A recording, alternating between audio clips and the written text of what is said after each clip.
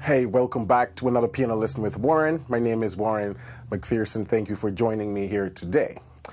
If you've been following my tutorials for a while and you're really liking the content and it's helping you, please give me a subscribe and a thumbs up and leave a comment below. I'd love to hear from you. So in today's tutorial, we're going to talk about hymn reharmonization.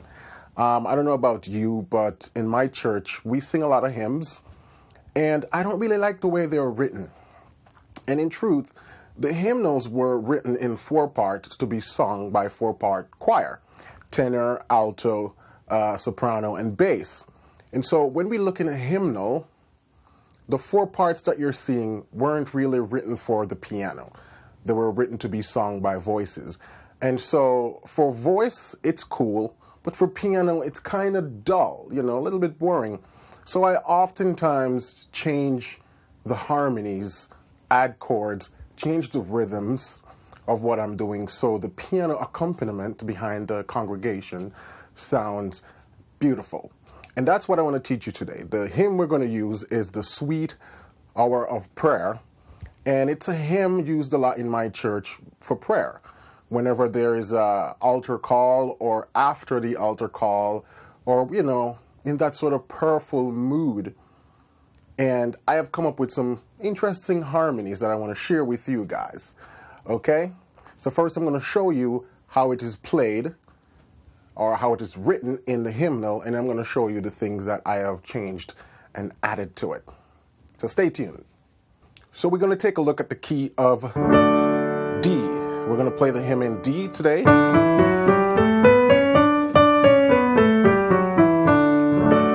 The D major scale.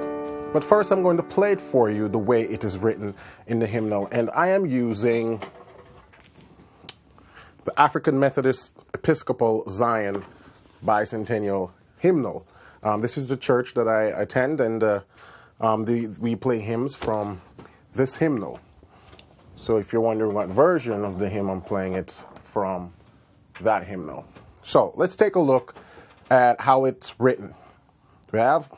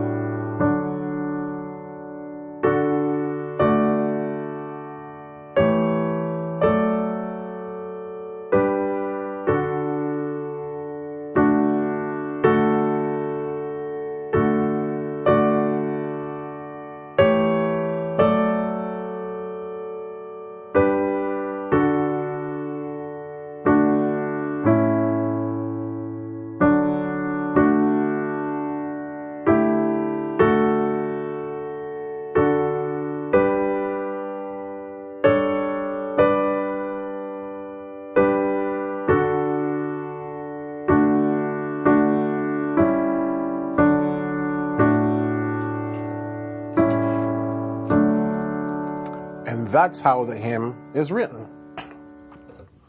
Kind of straightforward. Literally just sort of use 1, 4, 5 chords through the entire hymn. Now, I take that and I create something like this.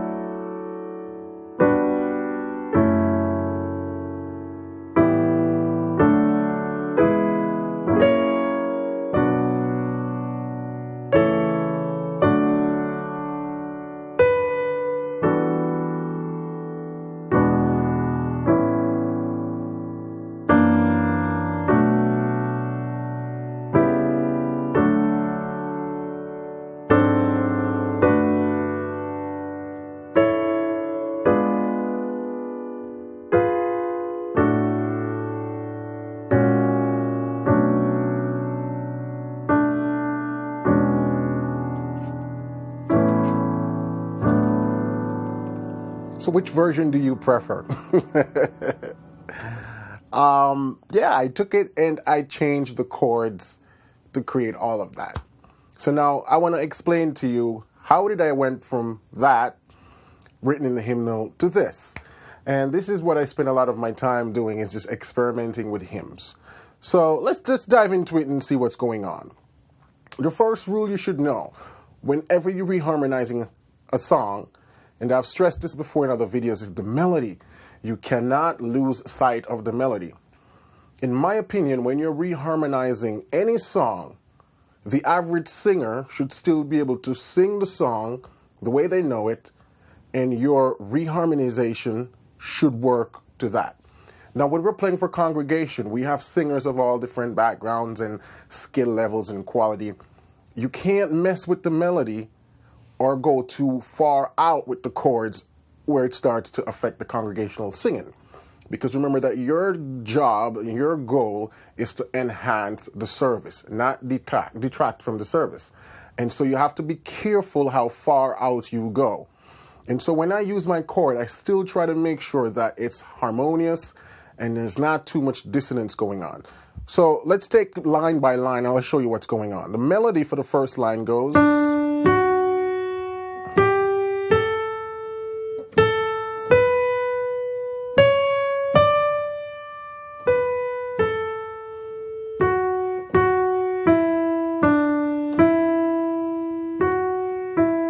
right? So instead of using a one chord,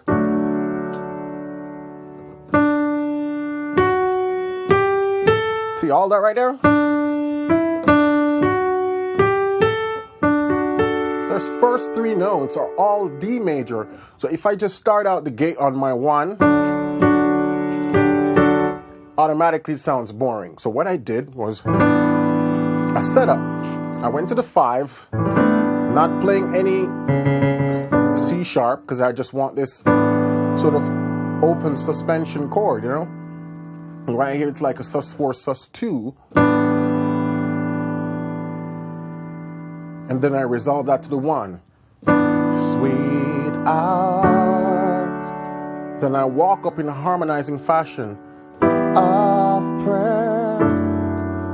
But when I drop to this sort of one chord in first inversion, I throw that that E in there to give it the 9th. So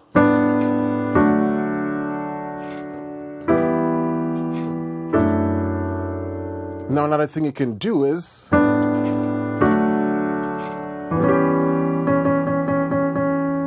and so now you have this sort of E minor 6 going. Sweet hour of prayer. And so you have these inside notes.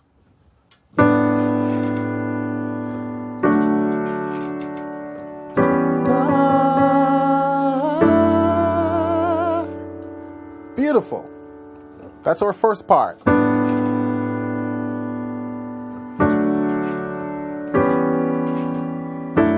And all the while I'm bringing out that melody. Then I'm on my one chord, right? My one chord in first inversion. I know that my next chord is going to be, it's going to a 4. So I say, okay, what if I can throw a passing chord to get to 4? What could I do? So let's look at it. I need a passing chord on that A. So I go, and this is an A minor 13th right here. Still harmonious, but has the melody. I could have think of it as a 2-5-1, but I said no. I'm just going to do that A minor 13th, and I just skip the D entirely and go straight to my G major 9th. And then the melody goes. So I said I'm going to harmonize that note. It's like a 5 chord in the right hand over that one extended chord. Let's do that one more time.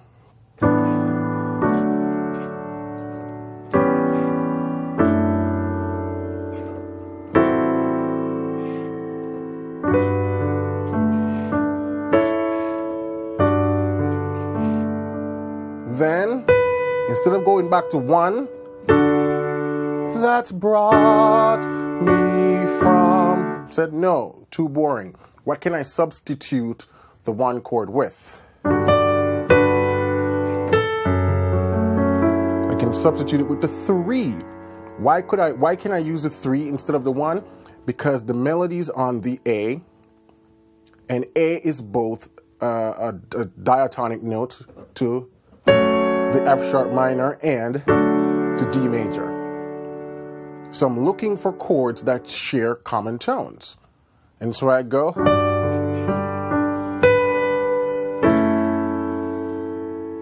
Now I'm on 3.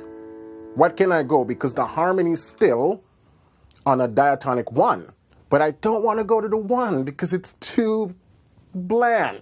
So what can I substitute continuing with? 6. And I'm making this a minor 9, this nice cluster. This is where voicing comes in. Yeah, and if you're wondering, man, how do you know how to voice them chords? Well, luckily for you, I just released a course called Fat Chords. And you can get that over at Piano Lesson with Warren. And I'll talk about that at the end of the video. So let's back that up. You see how I avoided the 1 entirely by using substitution chords.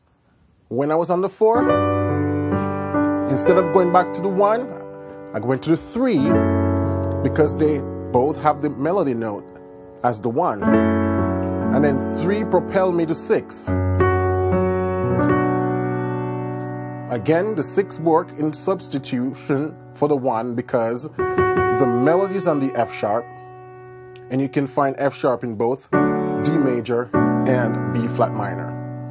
Now just to pause and reiterate, you see why it's important to know your cycles of fourth?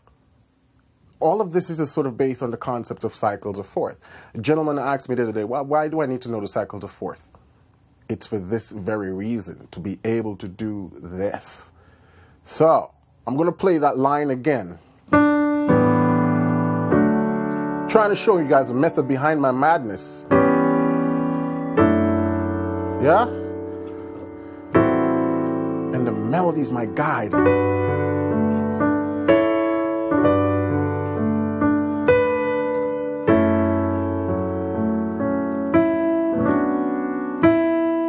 Another cycle of fourth movement coming up. But I'm doing, ooh, beautiful suspension.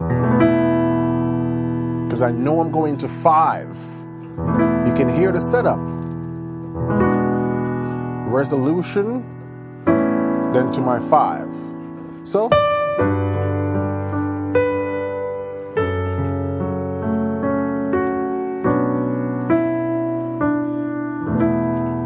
because suspension chords like to resolve. Setup. Oh. Then instead of going to 1, again, I'm avoiding that 1 like the plague. I decide I'm going to do a setup that propels me to 6, and this is where this C sharp comes in. I mean, not C sharp, F sharp 7th. Yeah, so a 7th flat 13th right here. I'm still melody at the top. And beat me out. Now I'm on my 1. So you see how I really avoided that 1 for a few measures. Let's try that one more time.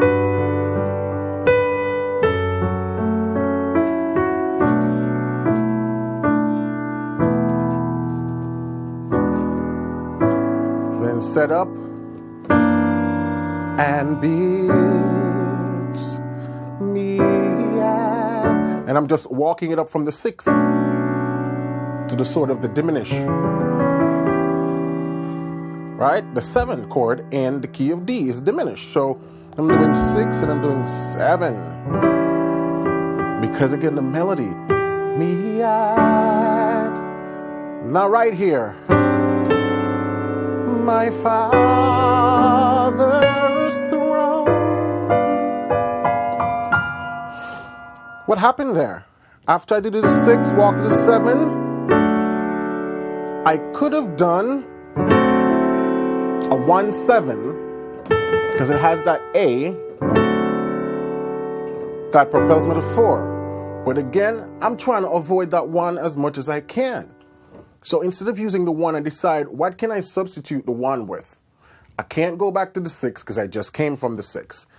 Can't use the 3 because it's not that strong to propel me to 4.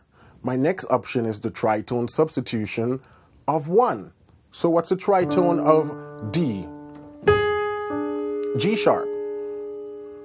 Remember that a tritone is an interval of 3 whole steps. 1 whole step, 2 whole step, 3 whole steps. You guys want to learn more about tritone substitution? You got to check out my course, The Secret to Passing Chords. So I decide to not go to this chord, but I'm going to go to the tritone instead. But because I'm trying to keep the song as diatonic as possible, I alter that tritone chord so it has a lot of the diatonic notes to D. So if you notice, I'm still playing that D. Now the D becomes the flat 5. I'm playing the C because the C is the 3rd of this A flat chord, or G sharp, whichever you want to call it. And I'm playing this A because it's the melody. And the melody now becomes the flat 9th. Because A in relation to this is a flat 9th. And so now this chord becomes a flat 9 chord. You know, A flat 7, flat 5, flat 9,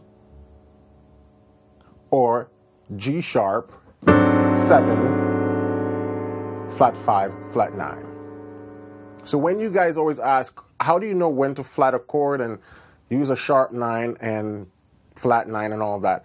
It's based on how either dissonant you want the chord or not so dissonant. In this case, even though I'm using all those alterations, the chord doesn't sound as dissonant because a lot of the notes are sort of diatonic to D major. Check it out. We got this chord right here, that note right here, which is the, in this case, I'm going to call it a G, F sharp, because we're in the key of D. F sharp is diatonic to the key of D. D is the root of the key of D. A is the 5th. So we already have 3 diatonic notes. We have the C, which is not diatonic, but it's the flat 7th in the key of D. And so it makes it sound still not too far out. And then we have this. This is the only really non-diatonic note right here. Everything else works. And that's the concept of tritone substitution. When you're using a tritone, you know, you want to still retain some of the essence of the chord that it's substituting. Where am I? Let's take it back from here.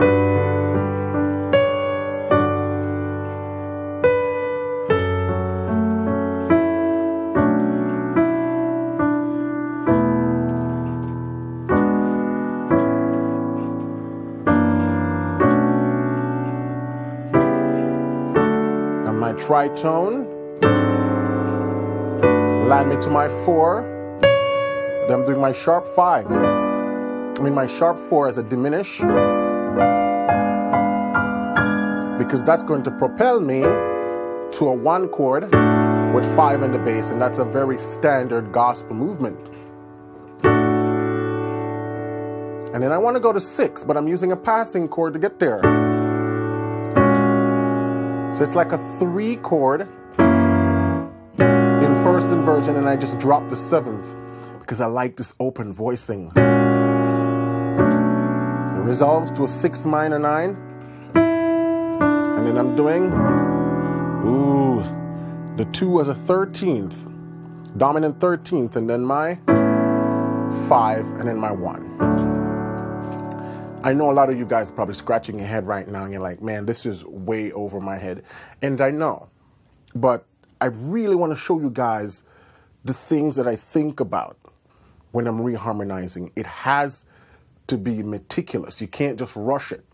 You really have to think about it like a science experiment, and decide how dissonant do you want it and how non-dissonant do you want it. Now, my philosophy is when you're accompanying the congregation, keep the dissonance at bay. Yeah? If you're doing instrumental, that's different. You can go wild. But once you got singers, you have to be mindful, especially in the case where there has not been any rehearsals. When you're playing for the congregation, there's no rehearsing. So you have to be delicate with how you use your reharmonization. Now, the way I reharmonize this hymn, I played this hymn just last Sunday, and I played it this way. And the congregation was on point. Nobody went off because they're like, what kind of strange chords that Warren's playing? All they know is that they can still hear the melody, and it sounds beautiful. And this is the heart of voicing. You have to pick and choose how you're voicing the chords so the melody stays on top at all time. All right, enough of my rant. Let's look at the next section of the hymn now, where it goes. So in the hymnal, they have, where is it? In the seasons of distress and grief, my soul has often found relief. So what I did there, now I take that. In C, check out our chord right there. Beautiful sound. And again, it's harmonious, so.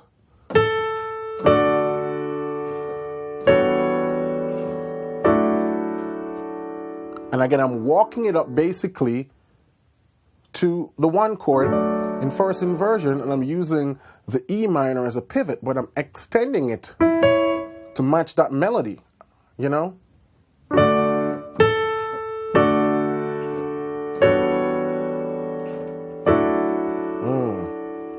Then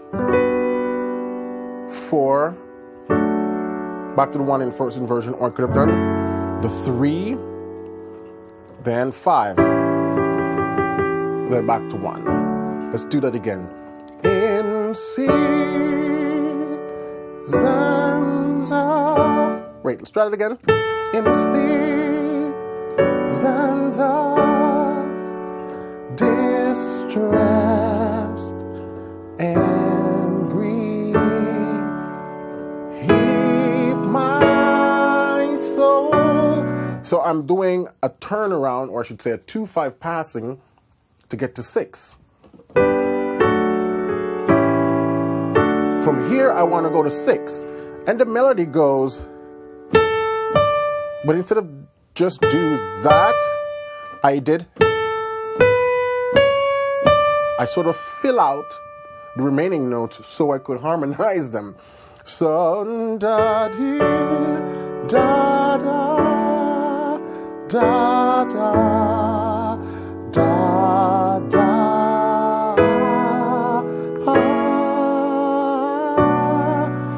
So I feel it, I did it 2, 5, dropped it to 6. Yeah? When I on that 2, I made it a minor 7. Instead of I could have made it a minor 7 flat 5, but I said, no, I want a little bit more dissonance. And so I raised that and put in that G sharp. Now I have this nice C sharp chord right here that propels me to F sharp 7th. Yeah. And then to my 6th. Let's try that one more time. In the seasons of distress and grief, my soul Then I walk it up to 1 now.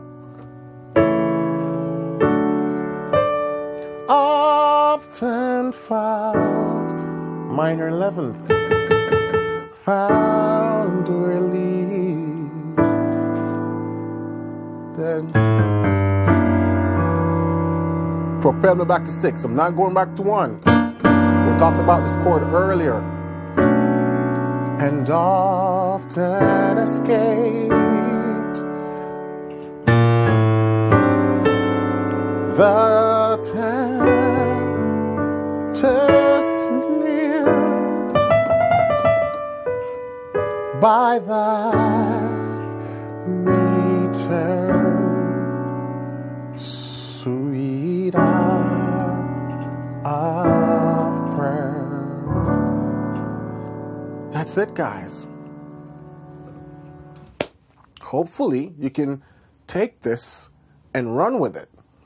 Okay, I'm going to try this next week Sunday in service. Now, when you sign up for a subscription on Piano Lesson with Warren, you get access to all the scores and MIDI files from my YouTube videos. So this course, for this video, I'm going to create a score of what I just played, annotated score, along with the MIDI file. And for all my premium subscribers, you get to download this. So if you want to have access to that, you can head over to Piano Lesson with Warren and check that out.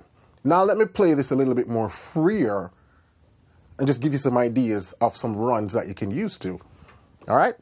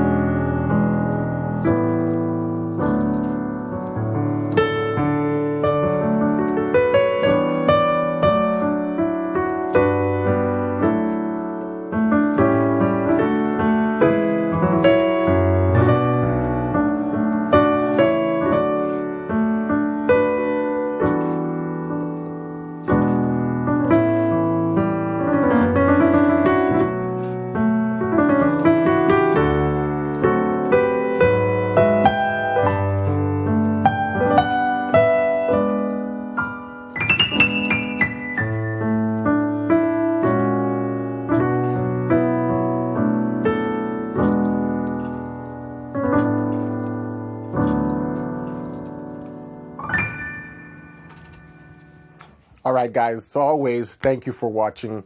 Really hope this was insightful for you guys who wants to get into the hymn reharmonization.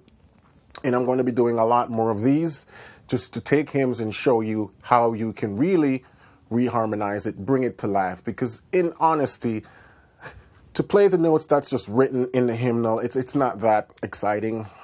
In my opinion, it's just not that moving. And I want to help you guys to take your hymn playing to another level so you're not afraid of hymns, you know? So 5 chords. All the chords you see me use in this course, these extended voicings, you can learn how to voice chords exactly like this with the course I released last week. Yeah. And that's where it starts. Your voicing is what's going to change your sound. To know a bunch of chords theoretically, but not really know how to match them so they sound good, you know, you need to be able to connect the two. The practical of the voicings and the theoretical understanding, and that course helps with all of that. Also, remember that when you become a subscriber, you get access to all sorts of free sheets and MIDI files that I'll be doing on YouTube. So until then, keep listening, keep singing, and keep practicing, because that's truly how you will become a great musician. Have a wonderful evening and catch you soon.